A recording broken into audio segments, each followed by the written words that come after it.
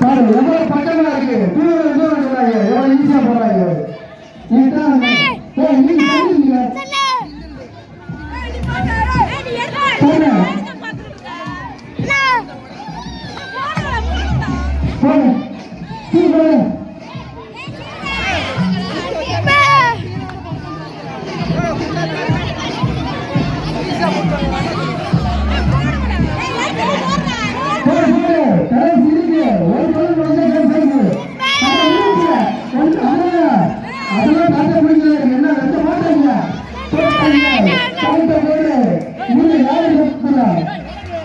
யாரு பாத்துக்கிறா ரெண்டு